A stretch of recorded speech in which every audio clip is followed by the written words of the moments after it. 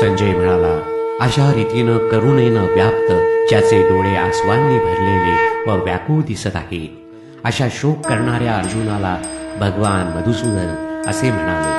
श्री भगवान म्हणाले, हे अर्जुना, या भलत्याच वेळी हा मोह तुला कशामुळे उत्पन्न झाला? कारण हा थोरांनी न आचरिलेला, स्वर्ग मिळवून न देणारा आणि कीर्तिकारकही नाही. म्हणून हे पार्था, षंडपणा पत्करू नकोस, हा तुला शोभत नाही. हे परमतपा, अंतःकरणाचा तुच्छ दुबळेपणा सोडून देऊन युद्धाला उभा राहा. अर्जुन म्हणाला, हे मधुसूदना, युद्धात मी भीष्म पितामहाच्या आणि द्रोणाचार्यांच्या विरुद्ध बाणाने कसा लढू? कारण हे हरिसूदना, हे दोघेही पूज्य आहेत. म्हणून या महानुभाव गुरुजनांना न मारता मी या जगात भिक्षा मागून खाणेही कल्याणकारक समजतो. कारण गुरुजनांना मारूनही या लोकात रक्ताने माखलेले अर्थ व कामरूप भोगच ना भोगायचे. युद्ध करणे व ना करणे या दोहांपैकी आम्हाला काय श्रेष्ठ आहे हे कळत नाही. किंवा आम्ही त्यांना जिंकू की ते आम्हाला जिंकतील हेही आम्हाला माहित नाही.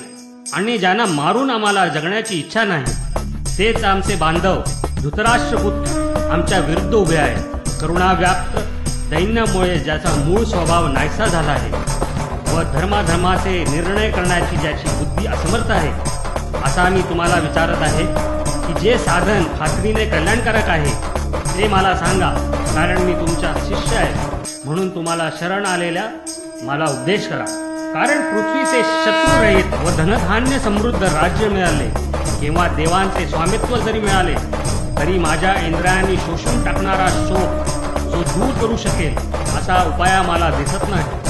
संजय म्हणाला, हे राजा, निद्रेवर ताबा असलेल्या अर्जुनाने अंतर्यामी श्रीकृष्णाला एवढे बोलून मी युद्ध करणार नाही असे स्पष्ट सांगितले व तो गप्प झाला.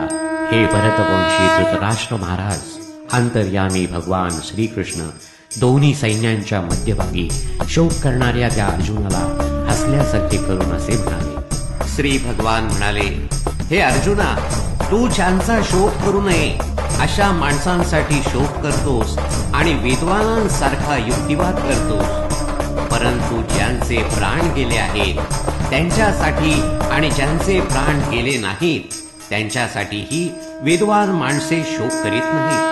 मी कोणत्याही काळी नव्हतो, तू नव्हतास किंवा हे राजे नव्हते असेही नाही, आणि यापुढे आम्ही सर्वजण असणार नाही असेही नाही. ज्याप्रमाणे जीवात्म्याला या शरीरात बालपण, तारुण्य आणि वार्धक्य येते त्याचप्रमाणे दुसरे शरीर मिळते. याविषयी धीर पुरुषांना मोह उत्पन्न होत नाही.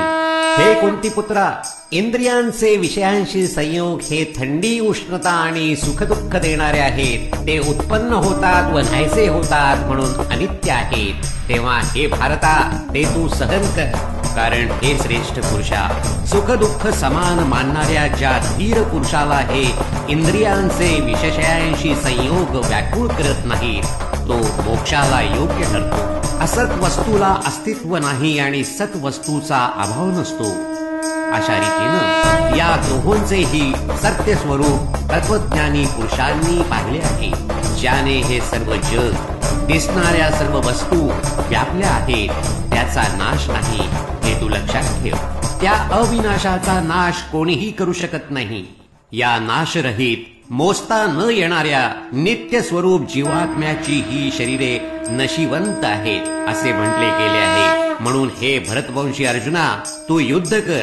जो या आत्म्याला मारणारा असे समजतो, तसे जो हा आत्मा मेला असे मानतो, ते दोघेही अज्ञानी आहेत. कारण हा आत्मा वास्तविक पाहता कोणालाही मारत नाही आणि कोणाकडून मारला जात नाही. हा आत्मा कधीही जन्मत नाही आणि मरतही नाही. तसेच हा एकदा उत्पन्न झाल्यावर पुन्हा उत्पन्न होणारा नाही. कारण हा जन्म नसलेला, नित्य, सनातन आणि प्राचीन आहे. शरीर मारले गेले तरी हा मारला जात नाही. हे पाथा, जो पुरुष हा आत्मा नाशरहित, नित्य, न जन्मणारा व न बदलणारा आहे हे जाणतो, तो कोणाला कसा ठार करविल किंवा कोणाला कसा ठार करील. ज्याप्रमाणे माणूस जुनी वस्त्रे टाकून देऊन दुसरी नवी वस्त्रे घेतो, त्याचप्रमाणे जीवात्मा जुनी शरीरे टाकून दुसऱ्या नव्या शरीरात जातो. या आत्म्याला शस्त्रे कापू शकत नाही, विस्तव जाळू शकत नाही, पाणी भिजवू शकत नाही आणि वारा वाळवू शकत नाही. कारण हा आत्मा कापता न येणारा, जाळता न येणारा, भिजवता न येणारा आणि निःसंशय वाळवता न येणारा आहे. तसेच हा आत्मा नित्य, सर्वव्यापी, अचल, स्थिर राहणारा आणि सनातन आहे.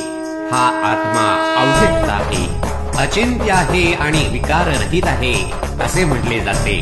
म्हणून हे अर्जुना, हा आत्मा वर सांगितल्याप्रमाणे आहे हे लक्षात घेऊन तू शोक करणे योग्य नाही. परंतु जर तू आत्मा नेहमी जन्मणारा व नेहमी मरणारा आहे असे मानत असशील, तरी सुद्धा हे महाबाहो, तू अशा रीतीनं शोक करणे योग्य नाही. कारण असे मानल्यास त्यानुसार जन्मास आलेल्याला मृत्यू निश्चित आहे आणि मेलेल्याला जन्म निश्चित आहे. म्हणून या उपाय नसलेल्या गोष्टींविषयी तू शोक करणे योग्य नाही. हे अर्जुना, सर्व प्राणी जन्मापूर्वी अप्रकट असतात आणि मेल्यानंतरही अप्रकट होणार असतात, फक्त मध्ये प्रकट असतात. मग अशा स्थितीत शोक कसला करायचा? एखादा महापुरुषच या आत्म्याला आश्चर्याप्रमाणे पाहतो आणि तसाच दुसरा एखादा महापुरुष या तत्वाचे आश्चर्याप्रमाणे वर्णन करतो. तसेच आणखीन एखादा अधिकारी पुरुषच याच्या विषयी आश्चर्याप्रमाणे ऐकतो आणि कोणी तर ऐकूनही याला जाणत नाही. हे अर्जुना, हा आत्मा सर्वांच्या शरीरात नेहमीच अवध्य असतो. म्हणून सर्व प्राण्यांच्या बाबतीत तू शोक करणे योग्य नाही.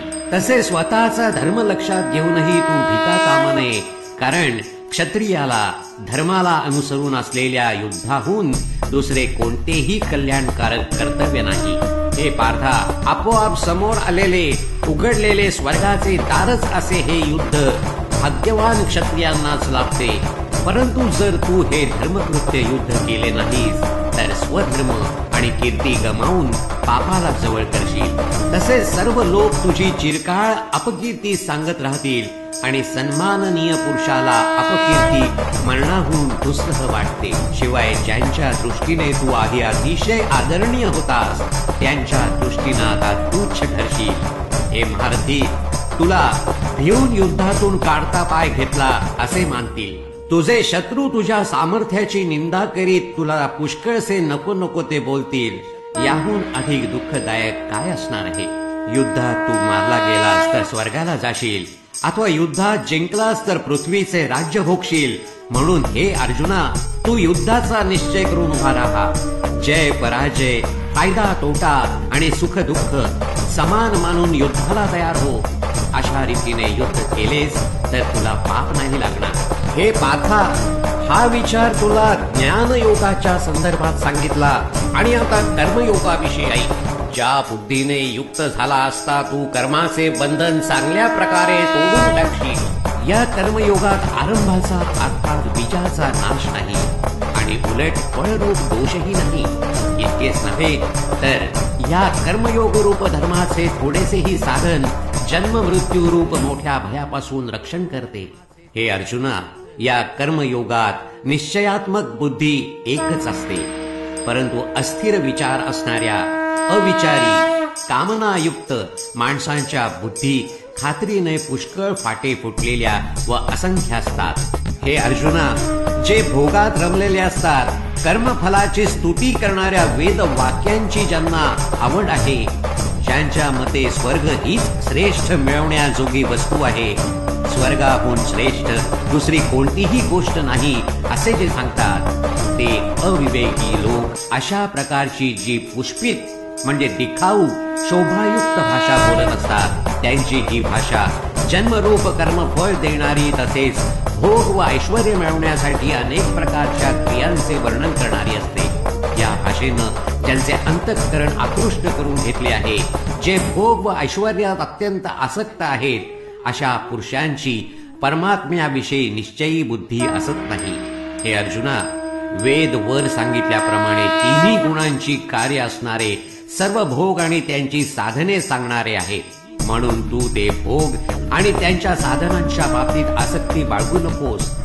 तसेच सुख दुःखादी द्वंद्वानी रहित नित्य वस्तू असणाऱ्या परमात्म्यात स्थित योगक्षेमाची इच्छा न बाळगणारा आणि अंतःकरणाला ताब्यात ठेवणारा हो.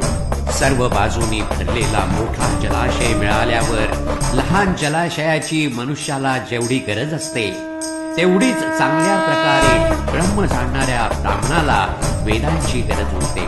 तुला कर्म करण्याचाच अधिकार आहे, त्याच्या फळाविषयी कधीही नाही. म्हणून तू कर्माच्या फळांची इच्छा करणारा होऊ नकोस, तसेच कर्म न करण्याचाही आग्रह धरू नकोस. हे धनंजया, तू आसक्ती सोडून तसेच सिद्धी आणि असिद्धीमध्ये समान भाव ठेवून योगात स्थिर होऊन कर्तव्य कर्म कर. समत्वालाच योग म्हणले आहे. या समत्व रूप बुद्धी योगापेक्षा सकाम कर्म अत्यंत तुच्छ आहे. म्हणून हे धनंजया, तू समबुद्धीतच रक्षणाचा उपाय शोध, म्हणजे बुद्धी योगाचा आश्रय घे. कारण फळाची इच्छा बाळगणारे अत्यंत दीन होत. समबुद्धीचा पुरुष पुण्य व पाप या दोन्हीचाही याच जगात त्याग करतो, अर्थात त्यापासून मुक्त असतो. म्हणून तो समत्व रूप योगाला चिकटून राहा. हा समत्व रूप योगच कर्मातील दक्षता आहे, म्हणजेच कर्मबंधनातून सुटण्याचा उपाय आहे. कारण समबुद्धीने युक्त असलेले ज्ञानी लोक कर्मापासून उत्पन्न होणाऱ्या फळाचा त्याग करून जन्मरूप बंधनापासून मुक्त होऊन निर्विकार परमपदाला प्राप्त होतात. जेव्हा तुझी बुद्धी मोहरूपी चिखलाला पूर्णपणे पार करून जाईल, तेव्हा तू ऐकलेल्या व ऐकण्यासारख्या इह परलोकातील सर्व भोगांपासून विरक्त होशील. तऱ्हेतऱ्हेची वचने ऐकून विचलित झालेली तुझी बुद्धी जेव्हा परमात्म्यात अचलपणे स्थिर राहील, तेव्हा तू योगाला प्राप्त होशील, म्हणजेच तुझा परमात्म्याशी नित्य संयोग होईल. अर्जुनाने विचारले, हे केशवा, जो समाधीत परमात्म्याला प्राप्त झालेला आहे, अशा स्थिर बुद्धी पुरुषाचे लक्षण काय?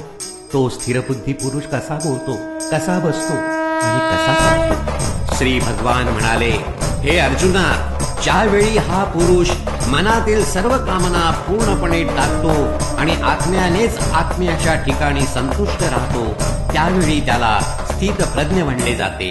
दुःखदायक प्रसंगी ज्याच्या मनाला खेद वाटत नाही, सुखांच्या प्राप्तीविषयी ज्याला मुळीच इच्छा नाही, तसेच ज्याचे प्रीती भय व क्रोध नाहीसे झाले आहे, असा मुनी स्थिर बुद्धी म्हणला जातो. जो पुरुष सर्व बाबतीत स्नेह शून्य असून त्या त्या शुभ किंवा अशुभ गोष्टी घडल्या असता प्रसन्नही होत नाही किंवा त्यांचा द्वेषही करत नाही, त्याची बुद्धी स्थिर झाली. कासव सर्व बाजूंनी आपले अवयव जसे आत ओढून धरतो, त्याचप्रमाणे जेव्हा हा पुरुष इंद्रियांच्या विषयांपासून इंद्रियांना सर्व प्रकारे आवरून घेतो, तेव्हा त्याची बुद्धी स्थिर झाली असे समजावे. इंद्रियांनी विषयाचे सेवन न करणाऱ्या पुरुषाचेही केवळ विषयच दूर होतात, परंतु त्यांच्या विषयीची आवड नाहीशी होत नाही. या स्थित प्रज्ञ पुरुषाची तर आसक्तीही परमात्म्याच्या साक्षात्कारानं नाहीशी होते. हे अर्जुना, आसक्ती नाहीशी न झाल्यामुळे ही क्षोभ उत्पन्न करणारी इंद्रिये प्रयत्न करीत असलेल्या बुद्धिमान पुरुषाच्या मनालाही जबरदस्तीनं आपल्याकडे ओढून घेतात। म्हणून साधकाने त्या सर्व इंद्रियांना ताब्यात ठेवून चित्त स्थिर करून मनाला माझाच आधार देऊन ध्यानात बसावे। कारण इंद्रिये ज्या पुरुषाच्या ताब्यात असतात त्याची बुद्धी स्थिर होते। विषयांचे चिंतन करणाऱ्या पुरुषाची त्या विषयात आसक्ती उत्पन्न होते। आसक्तीमुळे त्या विषयांची कामना उत्पन्न होते। कामना पूर्ण झाल्या नाहीत की राग येतो। रागामुळे अत्यंत मूढता अर्थात अविचार उत्पन्न होतो। मूढतेमुळे स्मरणशक्ती भ्रष्ट होते। स्मरणशक्ती भ्रष्ट झाली की बुद्धीचा म्हणजे ज्ञानशक्तीचा नाश होतो आणि बुद्धीचा नाश झाल्यामुळे माणसाचा अधःपात होतो। परंतु अंतःकरण ताब्यात ठेवलेला साधक आपल्या ताब्यात ठेवलेल्या राग द्वेष रहित इंद्रियांनी विषयांचा उपभोग घेत असूनही अंतःकरणाची प्रसन्नता प्राप्त करून घेतो। अंतःकरण प्रसन्न असल्यामुळे त्याची सर्व दुःखे नाहीशी होतात आणि त्या चित्त प्रसन्न असलेल्या कर्मयोग्याची बुद्धी तत्काळ सर्व गोष्टींपासून निवृत्त होऊन एका परमात्म्यामध्येच उत्तम प्रकारे स्थिर होते। मन आणि इंद्रिये न जिंकणाऱ्या पुरुषाच्या ठिकाणी निश्चयात्मक बुद्धी नसते आणि अशा आयुक्त पुरुषाच्या अंतःकरणात आस्तिक भावही नसतो। तसेच भावशून्य माणसाला शांती मिळत नाही। मग शांती नसलेल्या माणसाला सुख कुठून मिळणार? कारण ज्याप्रमाणे पाण्यात चालणाऱ्या नावेला वारा वाहून नेतो त्याचप्रमाणे विषयात वावरणाऱ्या इंद्रियांपैकी मन ज्या इंद्रियाबरोबर राहते ते एकच इंद्रिय या आयुक्त पुरुषाची बुद्धी हिरावून घेते। म्हणून हे महाबाहो, ज्याची इंद्रिये इंद्रियांच्या विषयांपासून सर्व प्रकारे आवरून धरलेली असतात त्याची बुद्धी स्थिर असते। सर्व प्राण्यांच्या दृष्टीने जी रात्रीसारखी असते अशा नित्य ज्ञान स्वरूप परमानंदाच्या प्राप्तीत स्थितप्रज्ञ योगी जागतो आणि ज्या नशिवंत सांसारिक सुखाच्या प्राप्तीत सर्व प्राणी जगतात ती परमात्म तत्व जाणणाऱ्या मुनीला रात्रीसारखी असते। ज्याप्रमाणे निरनिराळ्या नद्यांचे पाणी सर्व बाजूनी भरलेल्या व स्थिर असलेल्या समुद्रात त्याला विचलित न करताही सामावून जाते त्याचप्रमाणे सर्व भोगच्या स्थितप्रज्ञ पुरुषामध्ये कोणत्याही प्रकारचा विकार उत्पन्न न करताच सामावून जातात तोच पुरुष परमशांतीला प्राप्त होतो। भोगांची इच्छा करणारा नव्हे। जो पुरुष सर्व कामनांचा त्याग करून ममता अहंकार आणि इच्छा टाकून राहत असतो त्यालाच शांती मिळते। हे अर्जुना, ब्रह्माला प्राप्त झालेल्या पुरुषाची ही स्थिती आहे। ही प्राप्त झाल्याने योगी कधी मोहित होत नाही आणि अंतकाळीही या ब्राह्मी स्थितीत स्थिर होऊन ब्रह्मानंद मिळवतो।